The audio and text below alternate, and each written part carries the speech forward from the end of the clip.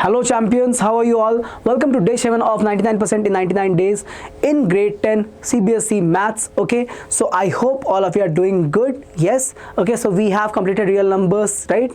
So test was given to you. I hope all of you have solved the questions. Okay, I am Ankit Sir welcoming you to our platform Diksha Vedanta Foundation YouTube channel. Okay, we are coming here every day with a series, okay, for maths and for science to help you, achieve your goal of a very good marks in your boards. Okay, so I hope you have all solved the questions. Questions were easy. I think all the categories were there. See, whether it is MCQs or assessment reason or subjective questions, all of them was given from this chapter. Okay, so I hope you have all solved the questions, and I hope all of you got the questions to be very, very easy. If you are not able to access the question paper, if you are somebody who is not able to access the question paper, do one thing. Please join the WhatsApp channel. The link is given in the description. Go join the WhatsApp channel. You'll get the questions paper or session videos, session PDFs over there. Okay, so do not miss out on this. Okay, this session has, why we have come up with this session, to make our students to learn something from here. Okay, to get for your benefit. Okay, so for all of this reason, make sure that you have joined the WhatsApp channel, so that you are getting the question papers on time, you're getting the sessions PDFs on time, so that you can revise and solve the questions with me. Okay, so let's see the first solution that is coming up. Question number 1. Okay, what is it, bacha? So I hope all of you got this question right. Yes, so the ratio of HCF to LCM of the latest composite number and the least prime number is, okay, so write the values. Least composite number. Okay, how much is that? 4. 1 2 3 4. 4 is the least composite number and the least prime number is 2. The ratio of 4 to 2 is how much? The ratio of 4 to 2 can be written as 2 is to 1. Answer is directly 2 is to 1 D. Simple enough. Very, very simple. Okay, moving on to question number 2. If P and Q are the natural numbers and P is the multiple of Q, okay, it means I have to write P as K cube. Correct? No? Means P is a multiple of Q. Okay, great. So then P is a multiple of Q means what? Q is a factor of P. Correct, right? Then what are they asking? Then what is the HCF of P and Q? So P is written like this. Q is just a number. What is my HCF? HCF of P and Q will be what? The common factor with the least power. So Q will be Q. Answer is given as C. What is my answer? C. No doubt over here. P is a multiple of Q. So P equals to KQ I can write. What's the K? Any variable. Okay, I can take it as a constant 2, 3, 4, 5. So I don't write 2, 3, 4, 5. I write only just K for it. Okay. So P equals to K cube. Q is the another number. HCF will be the common factor. Okay. So Q. Okay. Chari. Moving on. Question number 3. So I hope both of the questions first 2 you got it right. Yes, 2 marks there. The product of a non-zero rational and irrational number. Okay, take an example. Non-zero rational number. Sir, 5. 5 is a rational number. If you want to take a negative number, no problem. Minus 5. Okay, rational number. Yes. And irrational number. Take root 5. Multiply them. Minus 5 root 5. What is this? Rational or irrational? Sir, irrational. Answer is what? Always irrational. Answer is always irrational. The question cannot get simpler than that, right? Just you have to think about what they're asking, statement you should understand, and then pick your correct answer. Moving on. Question number 4. If n is a natural number, then which of the following numbers end with 0? This is a standard result. We don't have to worry about it. Asked in 2023 CBSE. Answer is B. Correct now? If you are worried how this is 2 into 5 bar n, think about it. 2 into 5 will give me what? Will give me 10. Okay, 10 to the power anything, whether it is 1, whether it is 2 or anything, will always end with a 0, right? 10 to the power 1 is what? 10. Next is what? 100. Next is what? 1000 and like that. Okay, correct. So how come 1, 2, 3? Because they have given here n is a natural number. So starts from where? 1, 2, 3 like that. Correct na? N is a natural number. So start from 1, 2, 3 like that. So what is the number? 10, 100, 1000 and so on. So always will be ending with what? Will be ending with 0, sir. Hence the answer is B. Answer is B. I hope you understood this. Yes, simple enough. Moving to the next problem. Okay. The least number that is divisible by all the numbers from 1 to 10, both inclusive. Write all the numbers, sir. 1 2 3 4 5 6 7 8 9 and 10. Now read your question again. Okay, the least number that is divisible by all the numbers means I have to take a number that should be divisible by what? All these numbers. Think about it. I have to think of a number, let's say x. It should be divisible by all the numbers. It means it has to be what? LCM. Correct now? Because they are saying least number. And anyway, I have given you a hint. Okay, whenever the number that you are looking for, will it be smaller than 10? It will be more than 10. Correct? It will be more than 10. So obviously, whenever we are looking for a number which is bigger than the numbers that is given, we are looking to find what? LCM. We know that. This trick is, we know. Okay. Now let's just quickly write this in the prime factors if it is possible. For 2, it will just be 2. For 3, it will just be 3. 4 will be 2 square. 5 is simply 5. This is 2 times of 3. This is simply 7. This is 2 power 3. This is 3 power 2. This is 2 times of 5. How do you find LCM, bacha? LCM, sir, all factors with highest power. So first is 2. Highest power of 2. Check here. 2 square is there. 2 cube is here. So I'll take 2 cube. Next is what? 3 is there. Here power is 1. Here is also 1, but here is it is 2. Okay. So 3 square is there. Next is what? I have 5 also, so we'll take 1 5 because there is only 1 5. 5 also, the power is the power. Don't say that 5 is coming 2 times, sir. Do not say the 5 is coming 2 times, sir. I am not multiplying the number. What is the rule of LCM? Take all the common factors with highest power. Sorry, take all the factors with highest power. 5 is a factor or not? Yes, prime factor, and then with highest power. What is highest power? Here also 1, here also 1. So we'll take 5 only one time. I hope there is no confusion about it. Next what? 7. Okay. 8, 9, nothing like that because we have already taken the common, only prime factors we have to take, right? So do one thing. Club this 2, one of the 2 from here with 5. It'll make 10. Okay. So I'll write this as 2 cube. I'll write it as 4. Okay. And then I'll write it as this as 9. Okay. Great. And then I'll write this as 2 times of 5 times of 7. I hope you understand this. 2 cube is there. No, so I've taken 2 from here to write this with 5. So it'll make 10. Please check my final answer. So my LCM is 4 times 9, so 36 times 10 times 7. Multiply 7 and 36. 6 7s are 42 in hand 4. 7 3s are 21 plus 4, 25. 10 will make a 0. What is my answer? So answer for the variable x is what? 2520. Option number D.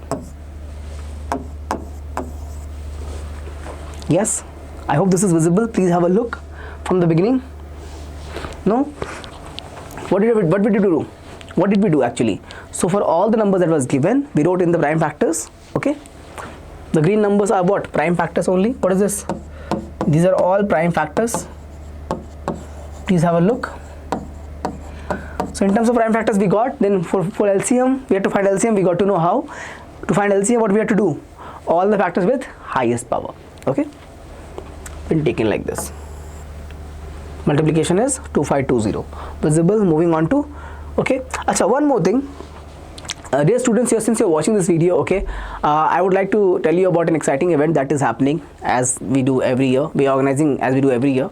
Okay, DSAT. What is DSAT? DSAT is Diksha Scholastic Aptitude Test. Okay, so what is this and how it's going to benefit you? So what is this going to be? It's a uniquely combined, okay, aptitude and scholarship test.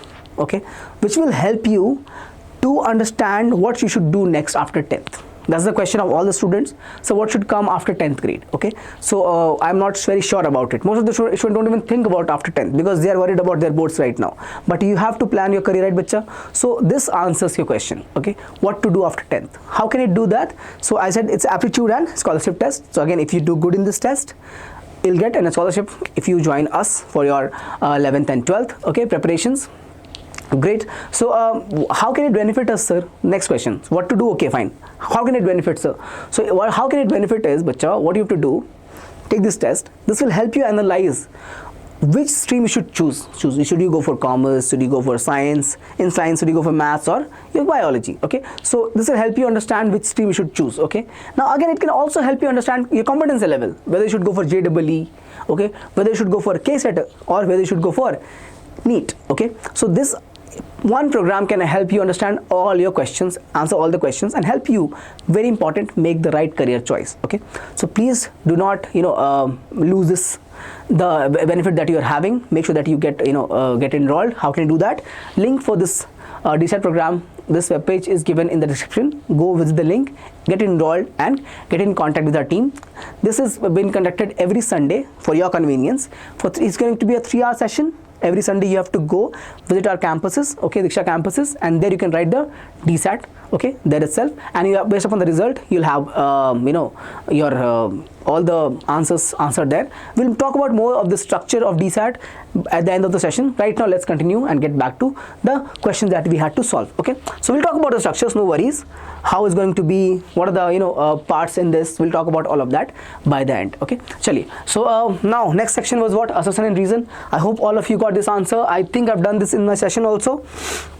What is this? HCF of two numbers is 8 and their product is 1536. Then their LCM is 162. So assertion is this. Reason: if A and B are two positive numbers and their HCF times LCM is equal to, yes. So reason is true. Standard definition, right? HCF times LCM is equal to product of the numbers. So yes, that is true, sir. So let's take the first one. I have LCM. I have HCF also. If I multiply, if I'm getting this number, it's right. Okay. So let's check. So 162 times of 8. I'm doing what? I'm doing LCM times of HCF. Please check. 8 2s are 16. 8 6s are 48 plus 1 49. Carry is 4. 8 1s are 8 plus 4 12. What is the answer? 1296. This is what? This is the product of numbers. Product of numbers, right? Is it the same? No. It's 1536 which is given over here. It means assertion is incorrect. Assertion is incorrect and reason is true. Any option like this? D.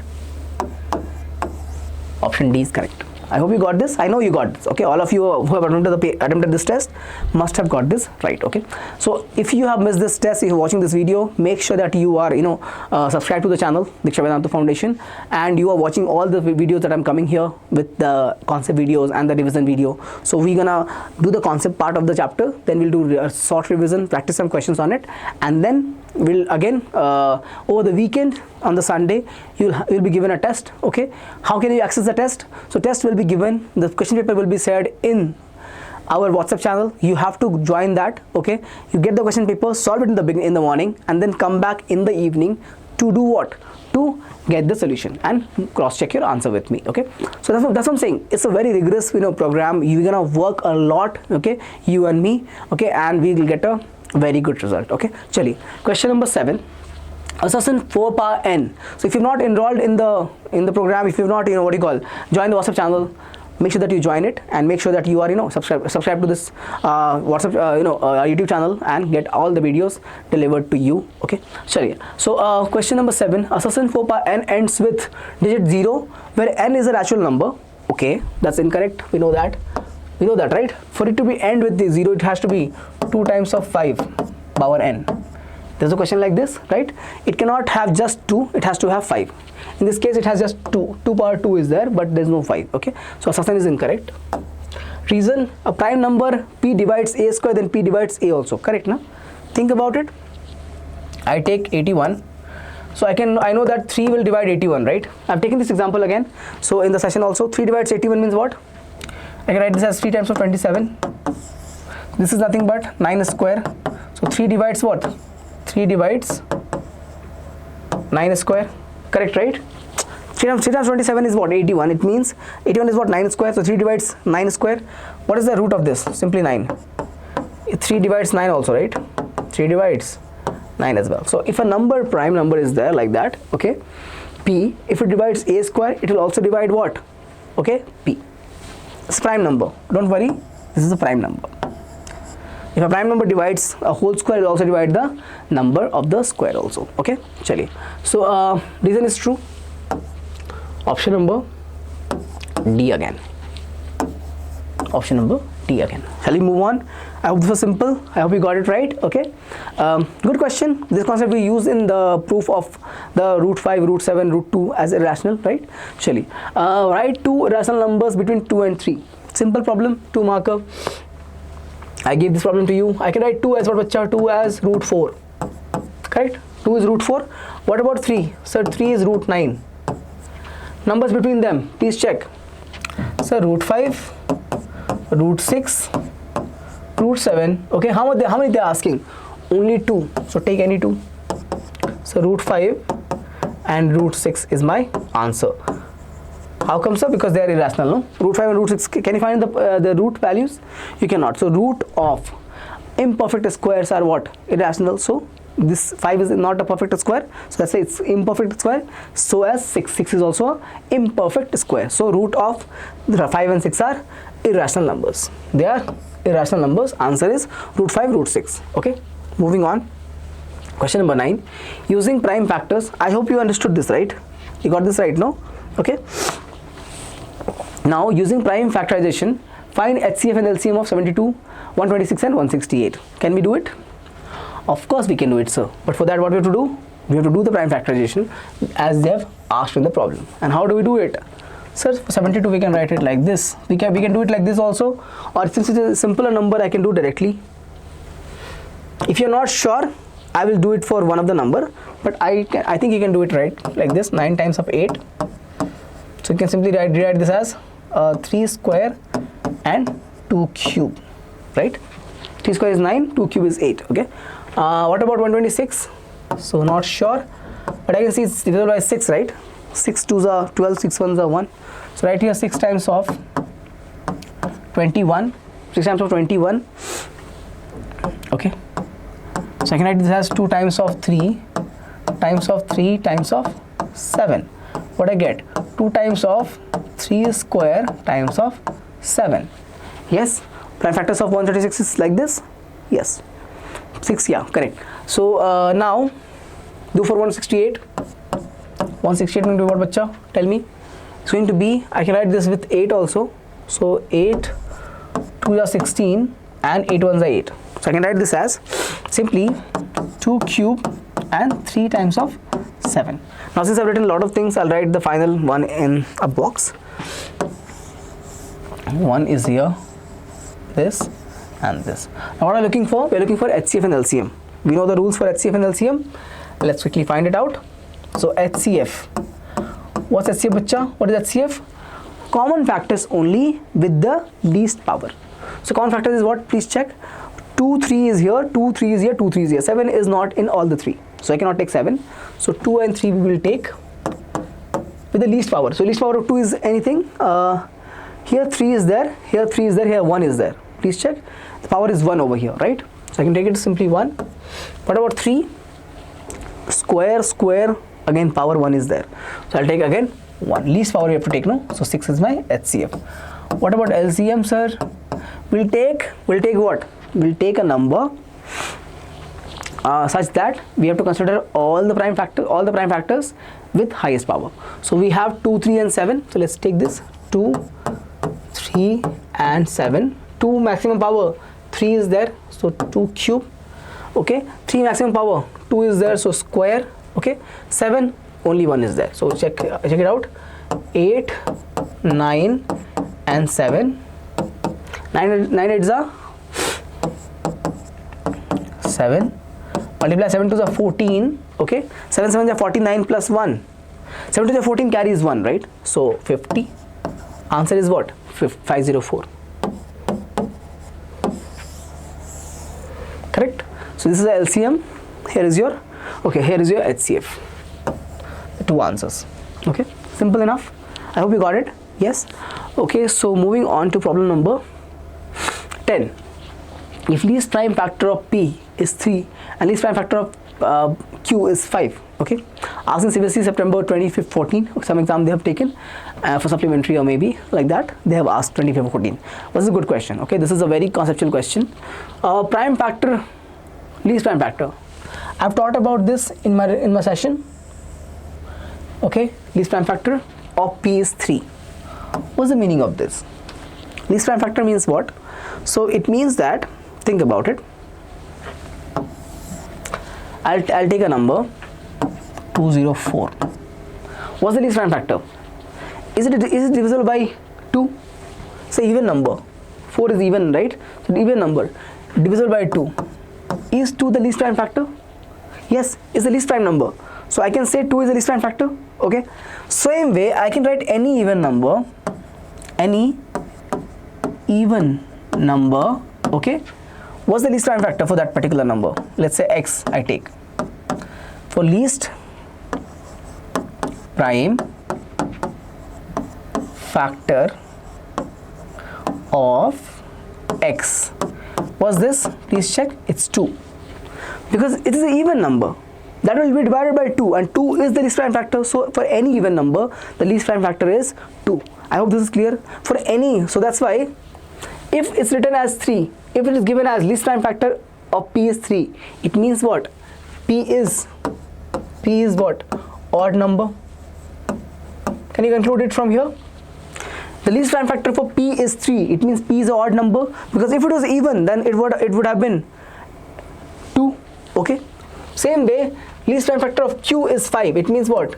Q is also odd number. How come, sir? Least prime factor is 5. It means if it was 2, then it will become even. Correct? So q is also odd number. They are asking for p plus q. Add them, p plus q. P plus q. What is this p plus q? Sum of two odd numbers is what? Is always even. If you add any two number which is odd, then what is the result? Always an even number. Now, so this basically p plus q will become what? P plus q is simply what? An even number. Because p was odd, q was odd, the sum will be even. Okay. So what are they asking? What is the least prime factor of p plus q? Now p plus q is even. It means what? Simply least prime factor is equal to 2. This is my answer. Simple, right? We proved p plus q is even, and we got the least prime factor as 2. Simple enough. Very, very simple. Can I move on to the next problem? Yes, sir, you can. Let's see, sir. Question number 11. So that root 3 plus root 5 the whole square is an irrational number. Okay. What did I say about all of this? Whenever you are asked to prove it, any number to be irrational, prove it to be rational and use a contradiction to get it right. Okay. 3-marker question. You can expect this kind of question. Very frequently repeated. Very, very important. I think this kind of question came in your midterm exam also for grade 10. Okay. Chali. So what are you going to do first step? Always remains same. Root 3 plus root 5 the whole square is what? Let's say p by q.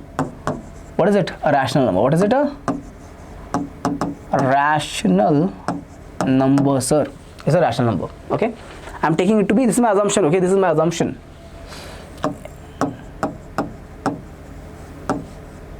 This is my assumption, bacha. Any problem? No? Assumption? Please whole square this. A plus b the whole square. So root 3 square is going to be what? 3. Root 5 square is going to be what? 5. And 2 times of root 3 into root 5. So 2 times of root 15. Correct? 2ab, no? So multiply 3 with 5. 15 in the root. Okay? Root 15. What is it going to be? This is p by q. Bring the 8 over there. It will become 2 root 15 equals to p by q minus 8. Where is this 8? 3 plus 5 is 8. Okay. Now 2 root 15, take LCM over here, and you get p minus 8q upon q. Bring the 2 over there. You're going to get what? Root 15 equals to p minus 8q upon 2q. Okay. Now please check. Root 15 is what? We know this, it is irrational. It is irrational, sir. What about RHS? Please check. P minus 8q upon 2q. What is this? It's a rational number. How come it's a rational number, sir? P and q, if the ratio is rational, it means what? The number is also rational. Think about it. P will also be a rational number, no? They're integers actually in the definition of the rational number. P and Q are integers, so they are rational number, no problem whatsoever. So P is rational number, Q is rational number. Okay, 2 and 8 are rational numbers, so their difference and ratio will also be rational only. So it is rational. Okay, it means this is a contradiction. It is a contradiction. How come, sir? LHS is irrational, whereas RHS is rational. That cannot happen. Okay, so contradiction. And when we got this contradiction, when we had this assumption, it means our assumption is incorrect. What it means? Our assumption is incorrect, picture. Therefore we can say simply what? Simply root 3 plus root 5 the whole square is not rational, so irrational. It is irrational. I hope this is simple. Yes, I hope this is visible. Please have a look. Moving on to question number 12. Question number 12. Prove that root 7 is a irrational number. This standard question. This can be asked in your pre-boards in Sahodiyas, or you can ask in boards also. Okay, this question has been asked multiple occasions. They can give you root 2, root 3, root 5, any number they can give you like that, and they'll ask you to prove it to be irrational. The steps remain same, whatever the number is. What's the first thing? I said always assume the number to be rational. Start from here. Assumption. Okay, assumption will be what, bacha? That root 7 is rational. So what I get? I get root 7 equals to P by Q. Correct? Also we have a definition from rational number. P and Q are co-prime. What's the meaning of this? No factor other than 1. I'll write it over here just for your sake. No factor. What is it? Other than 1. Other than 1. This is my understanding. Okay. For P and Q, what is the understanding? That they are co-factors. It means, sorry, co-prime. It means no factor other than 1. Okay. This is true. Now moving on, just take this cross multiplication. I'll get root 7 Q equals to P. Square it up, you're going to get what? Squaring both sides, you're going to get what? You're going to get 7Q square equals to P square. It means what? 7 is a factor of P square. Think about it. If I write the expansion of this left hand side, it will become what? 7 into Q square. So 7 is a factor of P square. Right here. 7 is a factor of P square. We just learnt. Is 7 a prime number? Yes. If 7 is a prime number and if it is a factor of P square, it means what? It is also a factor of P. 7 is also a factor of P. How come, sir? I'll repeat. 7 is a factor of P square and 7 is a prime number. It means it will also be a factor of P. Correct, right? Yes? Okay. Chali. So I can take example like this. I can take 196. Okay, 7 is a factor of 196. Please check. Divide by 7, you're going to get what? 7 2s are 14. 5. 7 8s are. So 28 you're going to get. Correct, right? Yeah. 7 28s are 196. What is the root of 196? Root of 196 is 14. 7 2s are 14. So 7 is a factor of P, 14 square, so also a factor of 14. Okay. So any number that you're taking for P and Q, if P square is having 7 as a factor, then P will also have 7 as a factor, because 7 is a prime number. Because 7 is a prime number. No doubt whatsoever. Okay. Chali. Let me erase this and move on. So we got 7 is a factor of P. So we can write this P as 7K. लिख सकते हैं, we can write it P as 7K. No, think about it. 7 is a factor of P. So 7 times 1 will be also factor. 7 2, 7 3, like that we can write. No, we don't know that what is that 1 2 3. So I wrote it as a variable K. So P can be written as 7K. Okay. So now square this side. Again square both sides. I get what? P square equals to 49K square. Correct, na? Squaring both sides if you do for this equation. Now use this is my equation 1 and this is my equation. Okay, so use this equation from here, from 1. I'll get what? Please check. I'm gonna get P square equals to 7Q square. So right here So p square, you write 7q square equals to 49 k square, bacha. Cancel the 7 with this 49 times 7. I get q square equals to 7k square. Same way I can write, no? When p square was equal to 7q square, I wrote 7 is a factor of p square. Same way I can write over here what? 7 is a factor of q square. 7 is a prime number, so 7 is a factor of q. Yes, 7 is a factor of q, correct? So in that case, what we have achieved? So if you look at the statement, 7 is a factor of p, 7 is a factor of q, means we have 7 is a common factor of p and q. Correct? 7 is a factor of p and 7 is a factor of q. It means 7 is a factor of both p and q. And what is this? This is a contradiction. How come, sir? Check here. No common factor other than 1.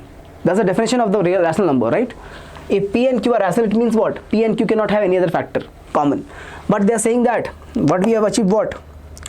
We have reached a point where 7 is a common factor. Means something is wrong. And what is that wrong? Our assumption was wrong. So our assumption is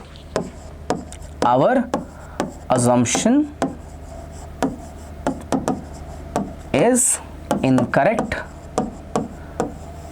Hence what? Hence simply you can write like this. Hence root 7 is irrational, bacha. Okay? Important question. I hope you are not scared from this problem, and if you were before it, after I wrote the solution, you understood it, and you'll not be scared from this problem. Okay? So I hope it was visible completely. Okay? If you have any doubt, let me know in the comment section. Okay? If you want, I can solve this question again for you. Okay? Any way you want me to do it, I'll do it, because this is an important question, bacha. So I want you to know it. Okay? Please have a look. I hope this is visible. Moving on to question number 13. Prove that 2 minus root 3 by 5 is an irrational number, given root 3 is an irrational number. Okay, fine, very simple. Asked in 2024. Can you solve this question? Simple. What did I do? First thing, take it to be rational, bacha. Assumption is what? It is rational. Okay, I'm not going to write all the steps because I've already written for both the questions. So steps you know, assumption you know how to take. Okay, so rational means what? 2 minus root 3 by 5 equals to what? P by Q. Arrange it. Bring 5 over there. 2 minus root 3 equals to 5P by Q. Cross multiplication I've done. P over there. So, sorry, 5 over there. So, 5P by Q. Now, bring this whole thing over here. So, 2 minus 5P by Q and root 3 over there. Okay, root 3 over there. Now, please check. I can take LCM. So, 2Q minus 5P by Q equals to root 3. Okay, now compare. What is my RHS? This is irrational. How come, sir? We know it, and they've already given it in the question also. Root 3 is an irrational number. What about LHS? So LHS is rational, sir. Again, how come? We know this. Q and P are rational. Okay, we have taken in this form, and 2, 5 is rational. Their difference, sum, all will be rational only. So this is a rational number. So this is a contradiction. Contradiction. How come? LHS is rational, RHS is irrational. So contradiction. Therefore, the given number that we assumption was wrong. Assumption is incorrect. Okay. Hence what? Hence 2 minus root 3 by 5 is irrational. Is irrational. Simple enough. Very, very simple. Okay. Chaliye. Done. Okay. Visible, right? All of it is visible. You understood? What did I do? Assumption, I have not written every step because I have done for the last 2 questions. But I know that you have got this question right. Okay. I know that all of you have got this question right. Moving on. Question number 14. Find the largest number which divides 70 and 125, leaving remainders 5 and 8 respectively. Okay. Very good question. Correct. So they are asking you what? Largest number which divides means think. A number which will divide 70 will be smaller than 70 or more than 70? My question. And the number which will divide 70 will be smaller than 70 or more than 70? Smaller, right? A number which will divide 125 will be smaller or more? smaller, right? So we are looking for a number which is smaller than both the numbers, and it should divide 70 and 125. We'll see the condition later. So we are looking to do what? We're looking to find HCF. We're looking to find what? HCF. This is okay. Correct? I told you, a number which is smaller than the given numbers will be what? That if you're looking to find a number which is smaller than the given number, it will be HCF all the time. I showed you. A number which divides 70 or 125 has to be smaller than 70 and 125. Correct? Now they're saying that, so let's say I have a number, let's say like this, x. It divides what? Both the numbers. Which one? So 70 and what? 125. Right now these two numbers are divisible? No, they are leaving remainders, sir. What's the remainder for 70? It's 5. And for 125, it's 8. So right now, what 70 and 125 is not divisible by x, the number that we're looking for. What is this x? This number that we're looking for is the HCF. But HCF of what numbers, sir? It's not divisible only. But if I take out 5 from here, think. Right now, if I divide x with 70, there's a remainder. But if I take out the remainder, then it will become divisible. Think. If I divide 70 by x, there is a remainder 5. Take the 5 out. Then the number that you get after the subtraction will be a divisible number. So what is that going to be? 70 minus 5. How much is that? 65. So now 65 is a number which is divisible by x exactly. Right? Same way,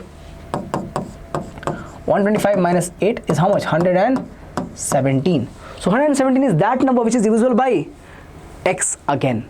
But we're looking for what? The largest number which divides both of these numbers. Okay, both of these numbers, which is what? HCF. So find the HCF of 65 and 117. I have there's no doubt. If you have doubt in this, please comment doubt question number 14. Okay, I will take this question specially and solve it again if you want me to. But I hope there is no, because they'll think about it. No, right now the numbers are not divisible. They're leaving remainders. So take out the remainder. I'll give you example. Let's say I take a number 49 divided by 2. What's the remainder, bacha? Remainder, if you do that, 24 times you're gonna do. So 48 will come. The remainder is 1. The remainder is 1. Okay. So if you take 1 out of 49, what is the answer? 48. Now 48 divisible or not? Earlier 49 was not divisible by 2 because there is a remainder 1. But now I took 1 out of the 49, I got 48. Now 48 is the number which is divisible by 2 exactly. Same concept over here. The remainder 5 was there, not divisible. Okay, the number 20 was not divisible. I took out the remainder. Now the number 65 is divisible by the x. Okay, and what is x? X is the HCF. HCF of what? The two numbers that we are getting. Okay, chali. So how can I write 65? 65 is 5, 13s are 117 is what? I can do with 9 also, correct? 1 plus 1 is 2, 2 plus 7 is 9. So 9, 13s are. 9, 13s are. Compare for HCF. What is HCF going to be? Common factor with the highest power. Common factor is what? 5 and 9 will not be working. So 13 with highest, first least power. Forgive me, least power. Power is 1. My HCF is 13. What is my answer? So x, that number that we're looking for was 13, okay, which divides both the number and leaves the remainder 70. You wanna check? Check. 13 times 5 is what? 65. And what's the remainder? Remainder is 5. So 13 5 is 65 plus 5 is 70. Okay, this was 70. Okay, what about 125? So 13 times of 9 equals to what? Is equals to 117. What's the remainder? Remainder is 8. 117 plus 8 is 125. Simple enough. Okay, Chari. So this was it. I hope this is visible. Please have a look. Yes, so this was it. Okay, and I promised you I'll tell you the structure about DSAT. How does it work? So I said this is going to be a 3-hour session. That once you enroll, the link is given in the description. So enroll it over here.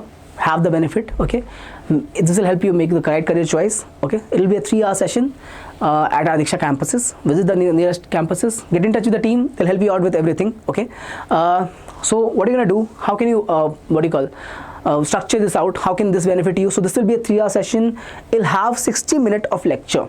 So by one of our faculty, by a very senior faculty, they'll take your session. Okay, in that session you'll have a 40 minutes of lecture and 15 minutes of doubt clarification. Okay, so 60 minutes is divided with 45 minutes of lecture, 15 minutes of doubt clarification. Okay, next you'll have a 60 minutes of aptitude test.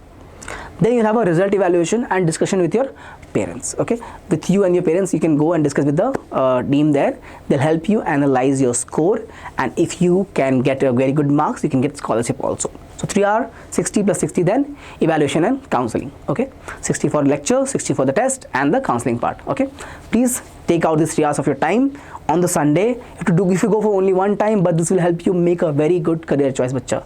Do not miss out on this. I will see you in the next session. This is all for this session. We have solved all the questions. I have come here as promised with the solutions. I'll see you in the next session. Okay, please take care. Bye bye. This is it for now.